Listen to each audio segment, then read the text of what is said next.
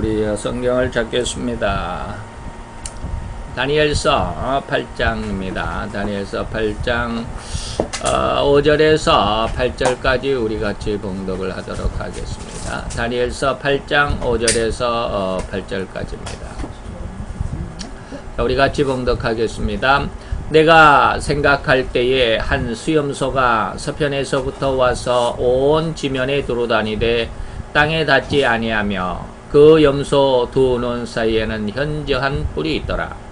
그것이 두 뿔 가진 수양 곧 내가 본 바 강가에 섰던 양에게로 나아가되 분노한 힘으로 그것에게로 달려가더니 내가 본즉 그것이 수양에게로 가까이 나아가서는 더욱 성내어 그 수양을 땅에 엎드러뜨리고 짓밟았으나 능히 그 수양을 그 손에서 벗어나게 할 이가 없었더라. 수염소가 스스로 심히 강대하여 가더니 강성할 때에 그 뿔이 꺾이고 그 대신에 현저한 뿔렛이 하늘 사방을 향하여 났더라. 아멘. 얼른 우리가 한번 읽어봐도 대충 우리 앞에 지난 시간에 이 수염소 1절로 4절까지는 양으로 비유를 했고요. 5절로 오늘 8절까지는 수염소로 말씀을 비유를 하고 있죠. 근데 앞에서 우리는 수양은 메데파사다. 그리고 또 수염소는 이제 헬라다라고 하는 것을 말씀을 드렸죠. 그래서 2장에서는 다니엘서 2장에서는 놋페라고 이렇게 헬라를 의미한 것을 우리가 얼른 오늘 본문을 한번 읽어보면서 앞에서 지난 시간에 말씀을 했으니까 조금 이해가 되실 겁니다. 오늘은 이제 그 말씀 속에서 의미들을 한번 우리 이미 다 7장에서 너무 자세하게 또 오랜 시간 말씀을 드렸으니까 읽으면서 점점 그 하나하나 그 말씀의 의미들을 한번 생각하는 시간으로만 가지면 좀 빨리 지나갈 수 있을 것 같습니다. 자, 우리 4절 봅니다. 4절에서 바사의 그 고레스 왕의 엄청난 강력함이 드러나고 있었죠. 4절에서는 그 고레스 왕에 대한 1절로 4절에서는 수양 고레스 왕에 대한 내용이었죠. 자, 그러한 강대한 바사 나라도 다시 말하면 뭐 사진이 아니라 지도를 보더라도 이게 지금 이거는 알렉산더 제국을 이 제국인데요. 여기다가 비슷합니다. 이거 지금 그 국경이 메데파사나 헬라 나라나 국경이 거의 비슷합니다. 많이 차이도 안 나요. 바로 이제 이게 이제 페르시아라고 그러죠. 페르시아라고 그러고 여기가 바벨론이고 여기가 이제 아수르 이 지역이 아수르 지역이고 바벨론이 이쪽 이렇게 지역이고 오늘날 이제 페르시아 다시 말해 이란이 이쪽에 있죠. 그리고 이제 여기가 이제 이집트 나라고 여기가 사우디아라비아죠. 여기가 사우디입니다. 자, 이렇게 엄청나게 큰 나라 서쪽으로 가보면 여기가 이제 마케도냐라고 하는데 여기가 그리스입니다. 그리스 나라죠. 그리고 여기가 이제 터키 지금 오늘날 터키죠. 오늘날 여기 터키 지금 이 터키가 지금 군사 그 쿠데타가 일어났었는데 백성들이 그 쿠데타를 가로막았죠. 그랬다가 지금 에르도안인가라고 하는 대통령이 백성들의 힘을 입어가지고 이제 군부를 아주 축출하는 그런 아주 혼란 상황 속에 지금 터키가 있는데 바로 그 터키가 이 지역입니다. 자, 이렇게 생겼죠. 이게 바로 이제 강력한 어느 나라 아니죠. 이거 메데파사 고레스의 메데파사죠. 이렇게 강대한 바사 나라도 페르시아 나라도 이제 만국의 운에 이르렀다라고 하는 것입니다. 엄청난 나라. 한 230년 정도, 203년 정도인가를 나라를 운영을 하고 이제 헬라 나라의 알렉산더에게 이제 망하는 그러한 때죠. 그래서 이 수양을 대신해서 이제 수염소가 나타나죠. 수양은 누구요? 수양은 바사라고 그랬습니다. 그런데 수염소는 이제 헬라 나라의 헬라의 알렉산더라고 말할 수 있겠죠. 한 번씩만 하도 많이 이야기를 했기 때문에 한 번만 읽어봐도 되겠죠. 제가 이제 5절을 이만큼 띄었는데 여기다가 뭔가를 이제 쓸 것입니다만은, 자, 5절을 보면 4절까지는 어디까지, 4절까지는 어디 이제 헬라의 그 바사에 대해서 이야기를 하고 있었죠. 바사에 대해서 얘기를 하고 있었어요. 자, 이렇게 그 수양의 그 엄청난 그 두루 다니는 엄청난 그 일을 생각할 때에, 이 말이죠. 수양의 활동을 생각할 때에 한 수염소가 서편에서부터 왔다라고 이렇게 이야기하죠. 우리가 지도를 봐도 서쪽이죠. 지도를 봐도 서쪽입니다. 자, 페르시아가 여기 있습니다. 페르시아의 서쪽이면 이쪽이죠. 이쪽. 여기가 이제 그리스, 헬라가 여기에서부터 이제 시작을 하는 것이죠. 여기서부터 이제 페르시아는 서쪽으로 이렇게 동쪽으로는 뭐 거의 나가지 않았죠. 인도의 국경이니까.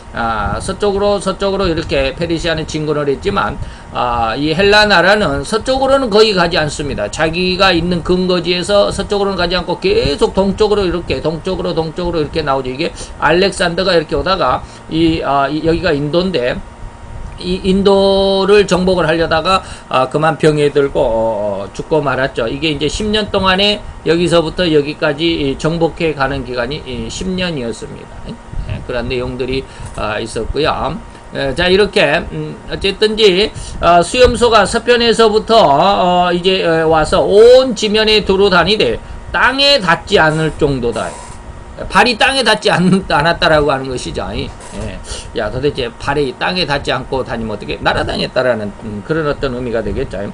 그리고 그 염소에는 특징이 있었는데 두 눈 사이에 현저한 뿔이 있더라.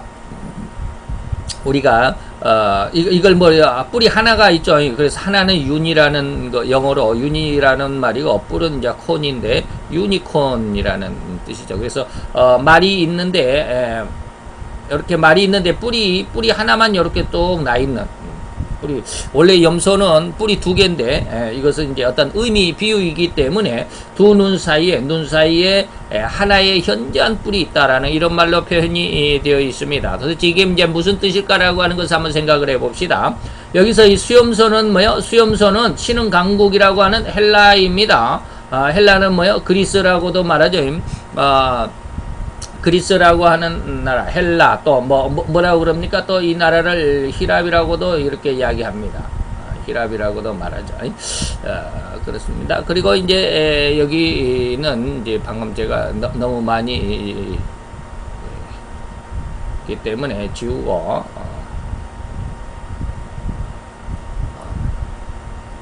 자, 헬라 저기 뭡니까? 헬라는 어디서, 서쪽에서부터 왔죠?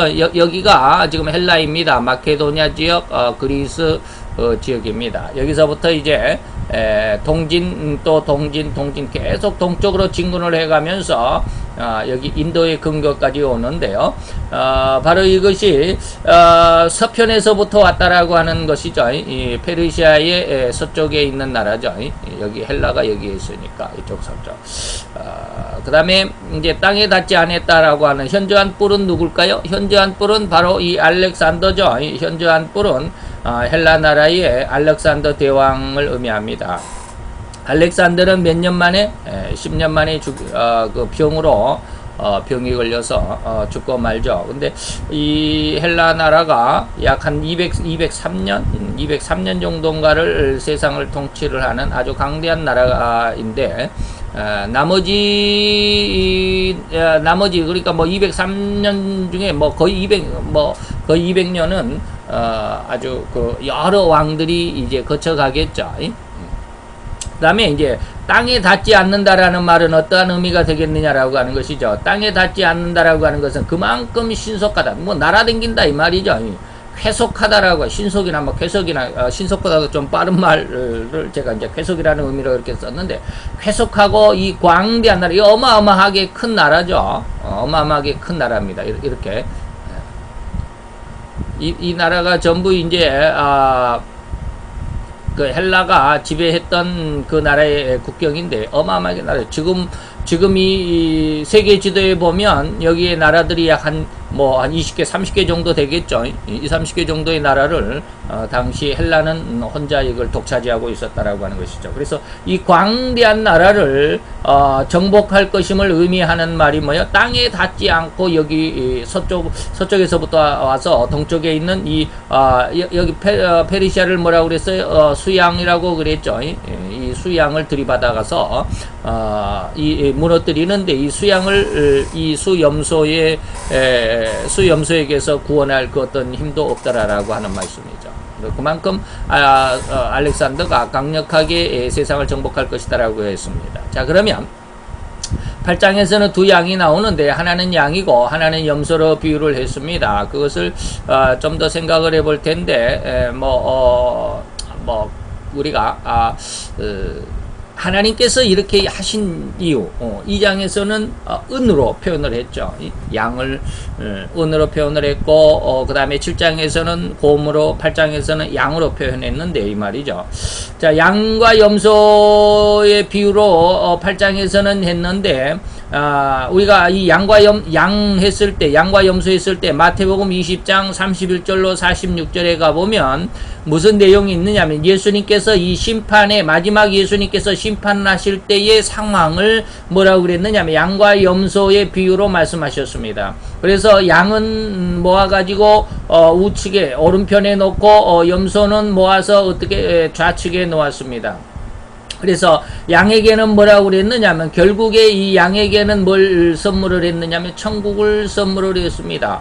그런데 좌측에 있는 왼편에 있는 염소에게는 뭘 선물을 했느냐면 지옥의 멸망을 선물을 했죠. 그런 모습들. 그래서 여러분들이 이 양과 염소의 비유를 보면 6가지 예수님께서 6가지를 이야기하고 있습니다. 내가 헐벗었을 때 너희들이 옷을 입혔고 목말랐을 때 너희 마셔주었고 내가 감옥에 갇혔을 때 나를 와 보아주었고 이런 거 나를 돌아보아 주었고 이런 내용들이 있는데 다 제가 다 기억을 못하고 자우지간 6가지의 그러한 그 삶의 형태, 삶의 열매, 삶의 모습을 들어서 그 일을 행함으로 인해서 살아가는 너희들은 양이다라고 이렇게 말씀을 하시거든요. 그래서 양이라고 하는 것은 도대체 어떠한 습성을 가졌느냐 이 말입니다. 왜 양으로 구분을 했고 왜 염소로 구분을 했느냐라고 하는 것입니다. 다시 말하면 오늘 마태복음 25장에서 예수님께서 마지막에 심판으로서 양과 염소를 구별하실 때 양은 어떠한 모습이었기에 양으로 구분을 했냐면 이웃을 위한 삶을 살았기 때문이다라고 하는 것입니다. 그래서 이 양에게 6가지의 일을 합니다. 내가 나에게 헐벗을 때 옷을 입혀주었고, 내가 나그네 되었을 때 나를 영접해 주었고, 내가 굶주렸을 때 네가 내 먹을 것을 줬고, 내가 갇혔을 때 찾아와 봐 주었고, 이런 6가지를 쭉 하니까 양이 대답하기를 뭐라고 그러느냐면 내가 언제 그러더이까? 나 그렇게 한 적이 없는데요. 기억이 없다라고 하는 것이죠. 다시 말하면 양은 이렇게 이웃을 위해서 그런 선한 삶을 살고도 자기 마음의 대가를 생각하지 않고 있다라고 하는 것입니다. 전혀 기억이 없어요. 내가 그렇게 선한 일을 했다, 좋은 일을 했다, 남에게 이렇게 내가 선의를 베풀고, 남에게 이렇게 호의를 베풀고, 남에게 이렇게 내가 희생을 하고, 이런 것이 기억이 되죠. 왜? 그것이 당연하니까. 그걸 그냥 그렇게 사는 거지. 제가 지난번에 요즘에 제가 암으로 투병을 하면서 매일매일 첫 암이 진단되었을 그때부터 지금까지 계속 날마다 일기를 일부러 인터넷에 올리고 있습니다. 왜 그러느냐면 의도가 뭐였느냐면 그냥 제 일기로만 써놓으려고 하다가 일부러 이렇게 공개를 했습니다. 일기를 공개를 했는데 제 의도가 뭐냐면 하나님이 내가 지금 이러한 암으로 투병하고 있는 상황 가운데서 내가 암을 이겨가는 암과 어떻게 또 다른 말로 하면 동거해가는 이러한 삶 속에서 하나님이 역사한 삶의 모습, 다른 말로 하면 좀 믿음의 모습이 무엇인가를 보여주고 싶어서 세상 사람들에게 하나님을 믿으니까 저 사람의 저 백 목사의 이 투병의 과정 날마다의 이 일기를 보니까 하나님이 살아계시구나 라고 하는 것을 좀 드러내 보이고 싶었어요. 내가 내 자신을 드러내는 것이 아니라 하나님이 살아계시다라고 하는 것을 증거하고 어떤 그런 마음이 생겼어요. 그래서 첫날부터 지금까지 계속 일기를 써오는데, 뭐 하려고 이런 말을 했는지 모르겠네요. 예. 그 과정 속에서 우리는 양은 뭘 하느냐면, 그렇게 자기가 그러한 일을 하면서도 자기의 어떤 영광을 드러내려고 하지 않습니다. 자기 삶의 모습 안에서 이거는 너무 당연하다. 다시 이 말 하려고 그랬네요. 제가 이제 직장암이니까 이 배변하는데 상당히 조금 어려움이 있어요. 어려움이라기보다는 귀찮아요. 하루에도 몇 번씩 왔다 갔다 해야 되기 때문에 귀찮은데, 그런 말을 한번 쓴 적이 있어요. 갑자기 세상에서 하루에 한 번씩 화장실에서 정상적으로 이렇게 시원하게 배변을 보는 사람들은 배변의 쾌감을 느끼는 사람들이 거의 없을 것이다. 그걸 감사하다고 생각하는 사람이 거의 없을 것이다. 왜? 그건 일상이니까. 그거는 당연한 것이니까. 그래서 아침마다 화장실에 가가지고 시원하게 그냥 뱃속이 시원하게 그냥 배변을 쑥 보고 나와서 하나님 오늘도 이렇게 배변을 잘하게 해주셔서 감사합니다. 이렇게 말하는 사람 한 사람도 없을 것이다. 왜? 그것이 일상이니까. 그게 삶이니까. 너무 당연하니까. 그거 너무 당연하잖아요. 아침에 잠자고 아침에 일어나가지고 하나님 오늘도 생명을 연장시켜 주셔서 감사합니다라고 이렇게 기도하는 사람이 과연 몇 명이나 될까? 거의 없을 것이다. 예. 왜? 그건 일상이니까 그래요. 그런데 아파 보니까 이 배변에 대한 어떤 그 불편이 있어 보니까 시원하게 배변을 하는 것이 너무너무 감사한 일이구나라고 하는 것이 느껴지더라는 거예요. 자, 제가 이런 이야기를 좀 예화로 드렸지만, 양은 어떠한 습성이냐면 자기가 선한 삶을, 그리고 이웃을 위해서 내가 희생을 했고 내가 이웃에게 무엇인가를 했는데도 불구하고 나는 전혀 의식이 없어요. 왜? 그것은 일상이니까 내가 자랑할 것이 못 돼. 어제 뉴스에 보니까 아주 놀라운 뉴스가 하나 9시 뉴스인가요? 제가 봤는데 아주 놀랍더라고요. 어딘지 잘 모르겠어요. 미국 아니고 아주 조금 못 사는, 우리가 말하는 우리나라보다 조금 못 사는 그런 나라에 10살짜리 아이가 있었는데요. 이 10살짜리 아이가 거의 매일마다 이 봉사활동을 간대요. 그래서 자기도 많이 도움을, 어렸을 때 많이 아파서 10살밖에 안 됐지만 많이 도움을 받았던 모양이에요. 그래서 이제 자기가 좀 이렇게 건강하고 나서는 그 친구들을, 그 아픈 친구들을 위해서 매일같이 이렇게 봉사활동을 하고 그러는데, 이 친구에게 재산이 있었어요. 재산이 뭐였냐면 돼지 한 마리였습니다. 돼지 한 마리가 이 친구에게, 이 10살짜리 꼬마 소년에게 전 재산이 돼지 한 마리예요.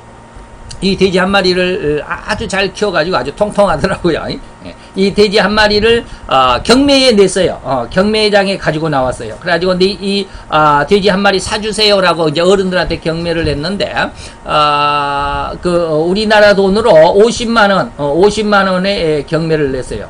그 나라 돈으로 얼마인지 모르지만 우리나라 돈으로 50만 원의 경매가 낙찰이 됐는데, 이 돈을 가지고 내가 무엇을 하겠느냐라고 이제 발표를 했어요. 내가 50만 원을 가지고 뭘 하겠습니다라고 했는데, 그 애가 뭐라고 그랬느냐면, 내 친구 중에 이렇게 어려운 질병에 고통하는 친구들이 많습니다. 이 애들을 위해서 내가 이 돼지 한 마리 판값을 이 친구들을 위해서 내가 다 쉽게 말하면 후원금을 기부를 하겠습니다라고 이렇게 발표를 했더니, 그 자리에 있던 경매사들이 경매하려고 하는 사람들이 많죠. 그 이야기를 듣더니 어른들이니까 돈이 좀 있죠. 나도 이 돼지 한 마리 내가 이미 없어졌지만, 경매로 끝났지만 나도 돼지 한 마리 값 막 이렇게 저렇게 해가지고 50만 원에 돼지 한 마리가 팔렸는데 들어온 돈이 얼마냐면 1,500만 원이 1,500만 원이 들어왔어요. 1,500만 그 나라 돈으로 엄청 많은가 봐요. 그래가지고 뭐 어떻게 해가지고 또 막 이렇게 후원을 와가지고 2천만 원을 이렇게 헌금을 기부금을 하더라고. 이 꼬마 10살짜리 꼬마가.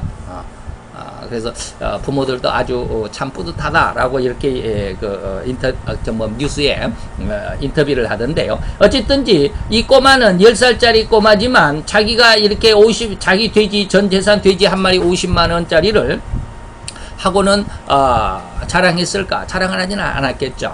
그러니까 주위에 있는 그 어른들이 그 꼬마의 마음을, 이 10살짜리 소년의 마음에 감동을 입어가지고 다 막 기부금을 내가지고 그 자리에서 2천만 원 가까운 돈이 기부금으로 모여가지고 어린이 재단, 그 병재단에 이렇게 기부했다라고 하는 뉴스가 나오더라고요. 그 뉴스를 보고는 야, 참 마음이 좀, 제 마음도 왠지 모르게, 저는 거기에 돈을 안 냈지만 좀 훈훈하더라고요. 어쨌든 이 양은 뭡니까? 자기의 그러한 이웃을 위한 삶에 대해서 결코 자랑하거나 거기에 대한 어떤 그 결과, 대가를 얻으려고 하지 않습니다. 그런데 염소는 뭡니까? 오직 자기만을 위한 삶을 삽니다. 다시 말하면 여기 염소에게 하나님, 예수님께서 너는 지옥에 가라 라고 그러니까 왜 내가 지옥에 갑니까? 라고 그랬어요. 그랬더니 예수님께서 그랬어요. 6가지, 아까 6가지라고 그랬죠. 내가 뭐 나그네 됐을 때 나를 영접해 줬고, 목말랐을 때 마실 물을 줬고, 헐벗을 때 옷을 입혀 줬고, 내가 옥에 갇혔을 때 나를 찾아와 줬고, 4가지밖에 안 되는데 뭐 6가지를 쭉 이야기를 하면서 너는 이거 나한테 하지 않았지 않느냐라고 이렇게 예수님께서 말해요. 그랬더니 염소는 뭐라고 그래요? 내가 언제 안 해요? 내가 언제 안 했어요? 예수님 내 앞에 나타나 봤어요? 안 그러잖아요. 예수님 내 앞에 나타났으면 내가 내 전 재산을 다 팔아서 예수님을 위해서 내가 헌신하고 예수님께 내 돈을 다 드렸을 거예요. 이러한 쪽이거든요. 그런데 양은 뭡니까? 양은 절대로 자기가 한 일에 대해서 기억이 없어요. 당연한 것이니까 라고 하지만 염소는 뭐 안 했다라는 예수님 나한테 한 번도 안 나타나 봤잖아요 라고 이야기했는데, 결과가 뭐냐면 네 옆에 가난한 사람이 있으면 그 가난한 그 작은 사람에게 한 것이 곧 내게 한 것이야. 너는 네 옆에 가난한 사람이 있었고, 좀 힘들어하는 사람이 있었고, 고통을 받는 사람이 있었고, 억울함을 당한 사람이 있었지만 너는 그들을 위해서 그들을 신원해주거나 그들을 변호해주거나 그들을 도와주거나 그들을 위해서 네가 좀 네 돈을 나누어주거나 한 적이 없잖아. 넌 너 자신을 위해서 살았잖아. 하나님 앞에 좀 며칠 전부터 계속 그런 마음을 주셔요. 물론 저는 돈이 없지만 제가 늘 이야기하는 것이 뭐예요? 우리 인간에게 하나님께서 돈을 주신 의도가 뭐냐 이 말이에요. 나와 내 가족이나 내 가정을 잘 먹고 잘 살도록 내가 큰 집을 짓고 좀 더 큰 차, 좋은 차를 타고 살도록 하게 하신 것이 아니라 이 돈으로 아까 그 10살짜리 꼬마아이처럼 이웃을 위해서 사용할 수 있는 자금이 되어야 돼요.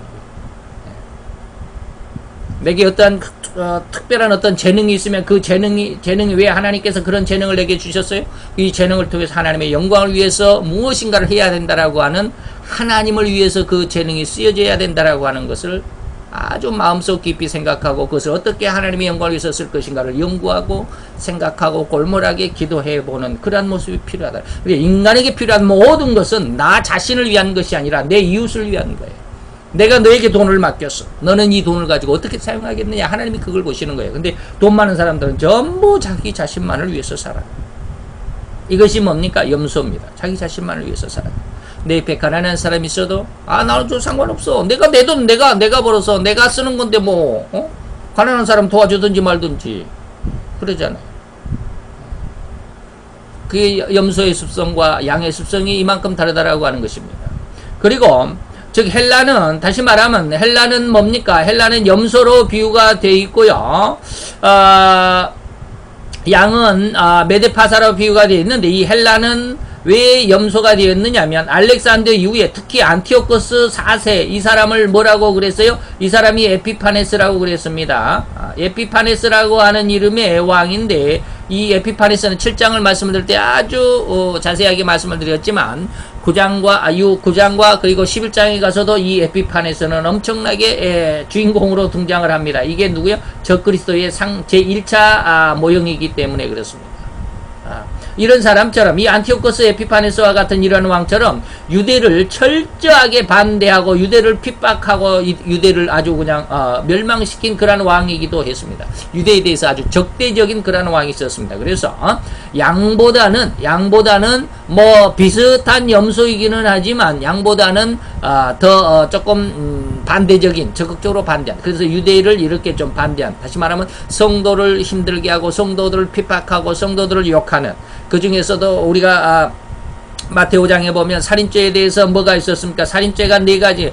옛날 구약에서는 살인죄는 직접 사람을 죽여야만 살인죄가 됐었는데 마태오 5장에서 살인죄는 뭐라고 그럽니까? 네 가지가 있습니다. 라가라고 한다거나 또 미련한 놈이라고 한다거나 미련한 자라고 욕하는 미련한 자라고 욕을 한다거나 그다음에 성낸다거나 성내는 것이나 성내는 는자 빠져 성내는 것이나 또 하나는 남의 돈 떼먹는 자.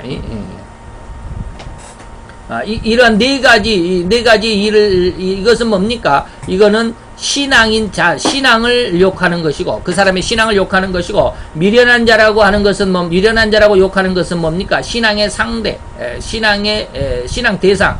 다시 말하면 하나님을 욕하는 것.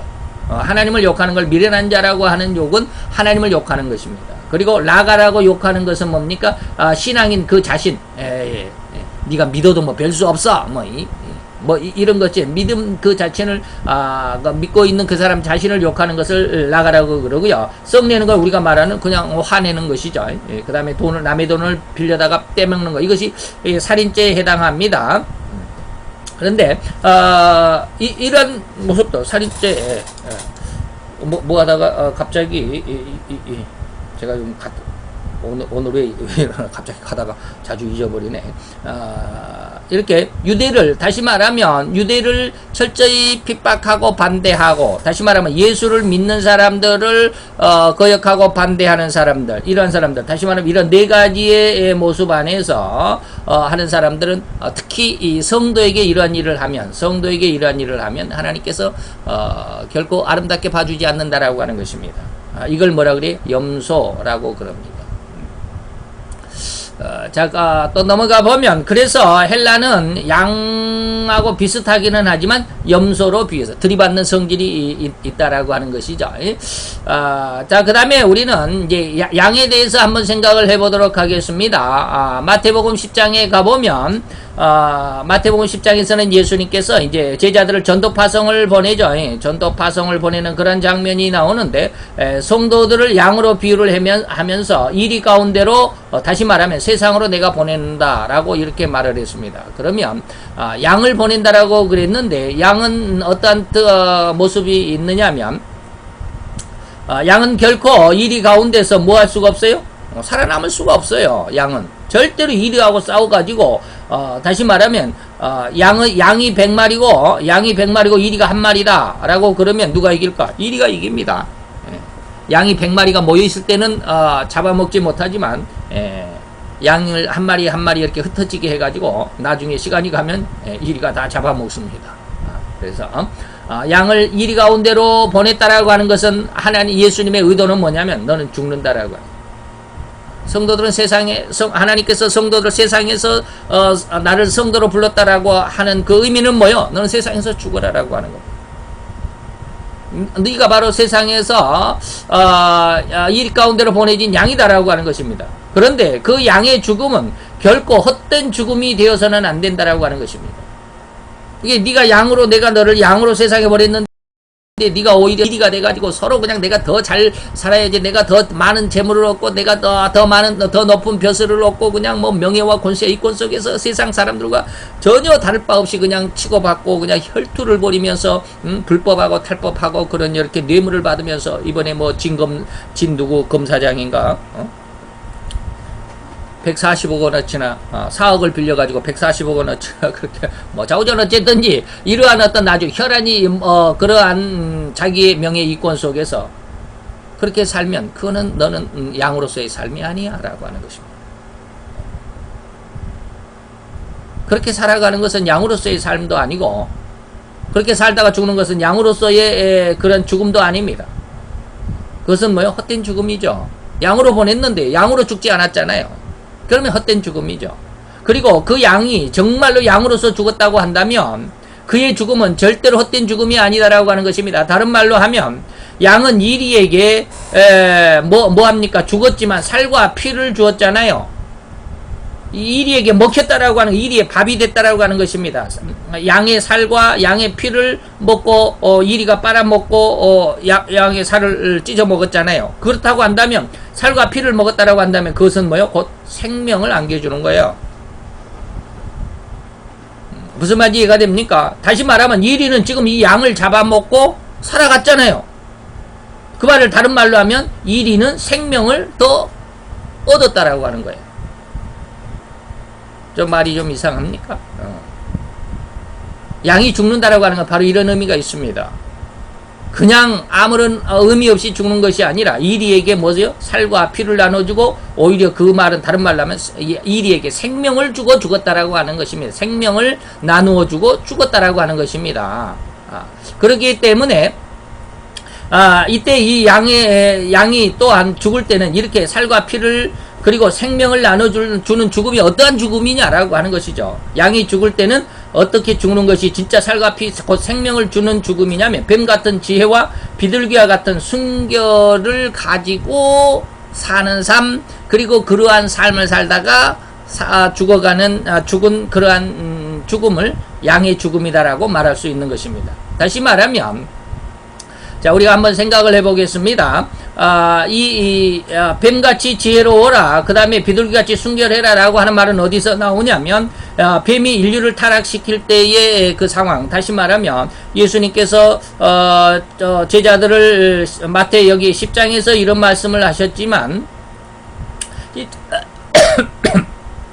10장에서 제자들을 세상에 보내시면서 내가 너희를 양을 이리 가운데로 보낸 것 같다 라고 이렇게 말씀을 하시면서 너희들은 뱀같은 지혜가 있어야 되고 비둘기와 같은 순결함이 있어야 된다라고 말했을 때 이 뱀은 어떠한 뱀이냐면 창세기 3장의 이 뱀을 의미합니다. 창세기 3장의 뱀은 어떻게 합니까? 인류를 타락시킬 때의 그 뱀, 옛뱀이라고 말하죠. 옛뱀, 곧 마귀라고도 말하고 또 뭐라고도 합니까? 사단이라고도 하는 그 마귀, 사단, 그 뱀이 인류를 타락시킬 때 어떻게 했는지를 한번 가만히 생각을 한 세 가지로 생각을 해볼 수 있습니다. 어떻게 이 뱀이 인간을 타락시킬 때 어떻게 했느냐면 아담과 하와가 둘이 있을 때보다는 따로 떨어져 있을 때 유혹하기가 쉽다. 아까 제가 이리가 양이 100마리 있고 양이 100마리가 있고 이리가 한 마리 있다고 한다면 이 이리 한 마리는 양 100마리를 쉽게 잡아먹지는 못합니다. 얘들이 양이 100마리가 뭉쳐 있을 때는요, 함부로 덤벼들지 못합니다. 그런데 이 양의 100마리 중에서 한 마리가 무리에서 이렇게 떨어져 나오면 양은 즉시로 이 한 마리 떨어져 나온 무리에서 이탈한 이 양을 잡아먹습니다. 똑같죠? 아담과 하와가 둘이 항상 함께 있을 때는 절대로 사단이 이 아담과 하와를 접근하지 못했습니다. 그런데 따로 떨어져 있을 때, 다시 말하면 저녁 서늘한 시간에 하와가 혼자 에덴 동산에 거닐 때 이 말입니다. 그때 사단이 이 하와에게, 창세기 3장에 가보면 이 하와에게 접근을 했다라고 하는 것이죠. 다시 말하면 성도가 교회에서 멀어질 때, 교회와 관계가 좀 깨림직할 때 이 말이에요. 교회 나가기 싫을 때, 목사님이 보기 싫어. 나는 누구 집사하고 싸웠는데, 그 집사 보기 싫어서 나는 못 가겠어. 교회에 대해서, 성도에 대해서 마음이 조금 떨어져 나가는 이러한 상황에 있을 때 이 말이에요. 이러한 사람들은 반드시 이단과 사이비의 현혹이 되기 십상입니다. 딱 먹잇감이 되죠. 바로 이럴 때 성도가 교회에서 멀어질 때 반드시 이단의 유혹이 될 수밖에 없습니다. 교회에서 이렇게 저렇게 했다라고 하는 사람들, 이단은 교회를 잘 다니다가 집사가 되었습니다. 구역장이 됐습니다. 이런 사람들이 어느 순간에 가보면 이단에 빠져 있어요. 여호와의 증인에 빠져 있고 신천지에 빠져 있어요. 이런 사람들 가서 물어보면 그 순간 그런 일들이 반드시 있었습니다. 이런 일들이 있었습니다. 두 번째는 한번 생각을 해봅니다. 사단이 둘이 있을 때보다는 한자 떨어져 있을 때라고 했지만, 둘째는 남자 아담보다는 여자 하와를 유혹하기가 쉬웠다라고 하는 것입니다. 다시 말하면 상대의 약점을 지금 사단은 잘 간파를 하고 있다라고 하는 것이죠. 아담을 유혹하기보다는 아담보다는 먼저 여자를 유혹하는 게 낫겠다.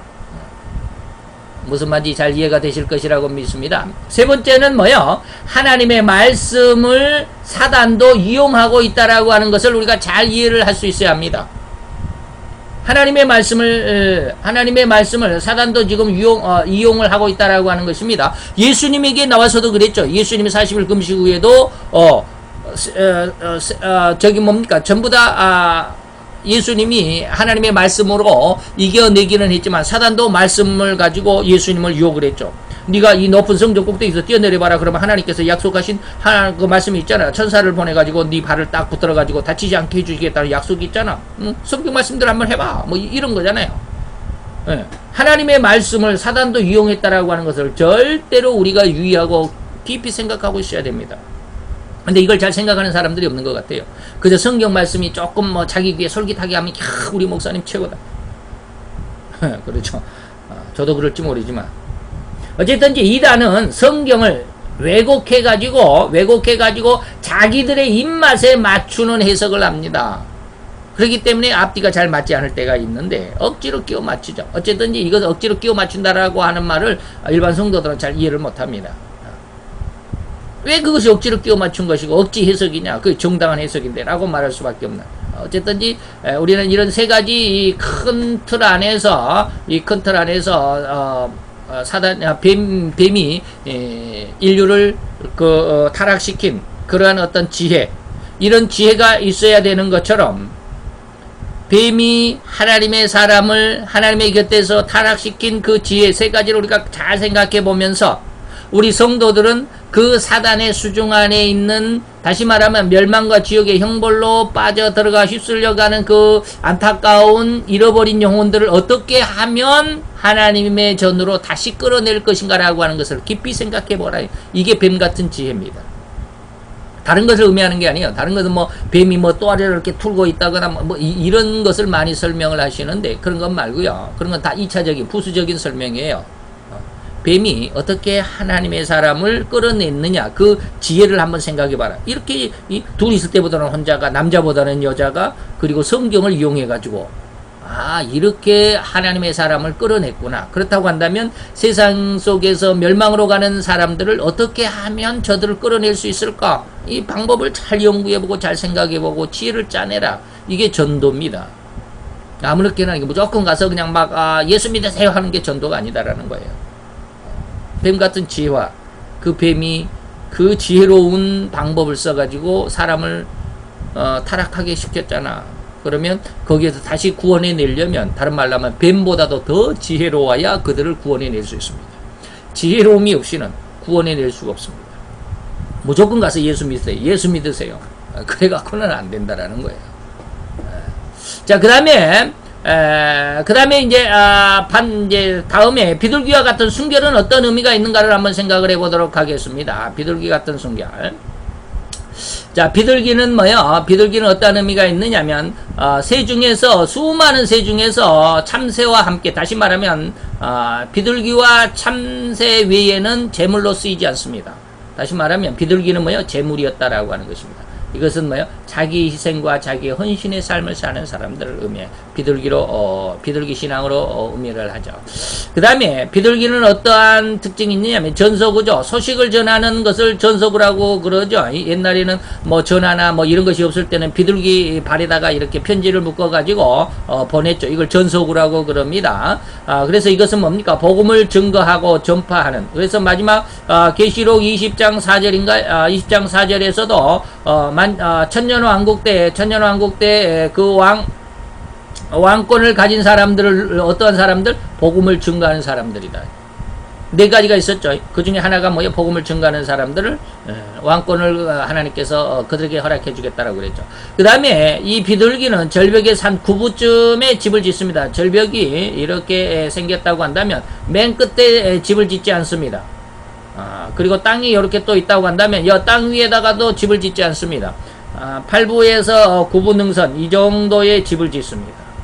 여기 정도의 집을 짓습니다. 왜 그럴까요?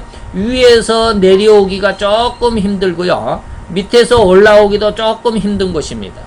가장 좋은 곳이 바로 8부에서 80%에서 90% 정도, 그러니까 8부에서 9부 능선쯤 되는 이곳에 집을 짓습니다. 비둘기의 집은 좀 높이 있죠. 왜 그렇습니까? 그것은 뭡니까? 위에서 만약에 뱀들이 이렇게 내려오기가 조금 곤란하죠. 밑에서 올라오기도 조금 힘듭니다. 한 7, 80%를 올라와야 되기 때문에 좀 힘든 등반이 되겠죠. 이것은 뭐요? 자기 방어입니다. 자기를 지키는 겁니다. 이것은 우리가 지난 시간에 물고기는 뭐 두 가지가 있어야 된다고 그랬죠. 비늘이 있어야 되고 지느러미가 있어야 된다라고 그랬습니다. 이 두 가지를 다 가지고 있는 것이 뭐예요? 자기 방어라고 하는 거예요. 자기 정체성, 내가 어떠한 사람인가, 내가 어떠한 믿음을 가지고 내가 누구를 믿는 사람인가라고 하는 것을 정확하게 확립을 하고 있어야 되는 것이 바로 비둘기 같은 신앙이죠. 그 다음에 비둘기는 전속어라고 그랬습니다. 천리길이라 할지라도 쉬었다 가는 법이었습니다. 한 날개로 그냥 날아가. 한 번 날르면 끝까지 간다라고 하는 거예요. 그것은 뭐요? 변함이 없다. 일사각오의 어떤 신앙을 가지고 있어야 돼요. 이러한 모습으로 살아가는 모습이 바로 비둘기와 같은 순결한 의미를 가지고 있는 성도들의 모습입니다. 그래서 오늘 우리는 하나님께서 이제 우리로 하여금 그 양을 그리고 염소에 대해서 이야기를 비유를 해주셨을 때 우리는 좀 더 다른 모습으로 해서 예수님께서 양과 염소에 대해서 심판에 대한 마지막 상황을 생각을 해보면서 물론 여기에서 양과 염소는 메데파사와 헬라라고 하는 그것을 그런 비유의 내용을 말씀해 드리고는 끝내버릴 수도 있습니다. 그런데 여기에서 저는 이제 조금 옆으로 해서 다른 의미, 예수님께서 양과 염소를 비유하신 그 내용을 통해서 어떤 습성이 양이고 어떤 습성이 염소고, 그래서 양의 습성으로서는 어떻게 메데파사가 왜 양이 되었고 헬라는 왜 염소가 되었느냐라고 하나님께서 왜 그렇게 표현하실 수밖에 없었겠느냐라고 하는 것을 한번 생각해 보았다라고 하는 것입니다. 자, 그 다음에 이제 마지막으로 메데와 파사는 고로 다리오와 고레스는 유대의 절대적으로 호의적이었던 양으로 비유가 되었고, 이렇게 양의 그 삶을 지금 기억을 한번 해보시고 그렇게 살았고요. 헬라는 알렉산더 왕은 호의적이었지만 이후의 왕들은 적대적이었기 때문에 양으로까지는 비유할 수가 없고 염소로 비유했다라고 하는 것입니다. 이러한 내용들을 우리가 잘 한번 오늘 5절로 8절까지는 바로 양과 염소로 비유된 그 중에서도 특별히 두 눈 사이에 현저하게 솟아난 그 뿌리 이 알렉산더로서 이 알렉산더가 유대인은 굉장히 호의적이었습니다. 그러나 알렉산더 이후에 다른 왕들은 약 200여 년 동안 유대 나라를 정복하고 있으면서도 거의 호의적인 그런 좋은 왕들은 거의 없었던 것 같아요. 그래서 염소로 비유되었다라고 하는 것을 잘 기억을 해보시기를 바랍니다. 기도하겠습니다. 할렐루야. 주님 여호와여, 주께 감사와 찬양과 영광을 돌려드리나이다. 오늘도 주님의 사랑 안에서 귀한 이 한날 우리에게 허락하여 주셨사오니 이 날을 통해서 우리가 진정 하나님 앞에 영광을 그리고 은혜로운 종 가운데서 아름답고 귀한 은혜의 역사를 이루어냈음을 감사를 드리나이다. 주님 주신 말씀 속에서 또한 아버지의 더 넓은 어떠한 방향, 그래서 양과 염소의 그 아름다운 습성들, 그 내용들을 다시 한번 생각해 봄으로 인하여서 내 신앙을 하나님 앞에 더 올바르게, 더 굳세게, 더 굳건한 모습으로 정립시키기를 원하여 싸우니 하나님 축복하시고 주의 은혜와 온총 가운데 있어서 귀한 은혜의 역사를 이루어가는 주님의 아들과 딸들이 되게 도와주옵소서. 예수 그리스도의 이름으로 감사와 기도드려 싸움나이다. 아멘.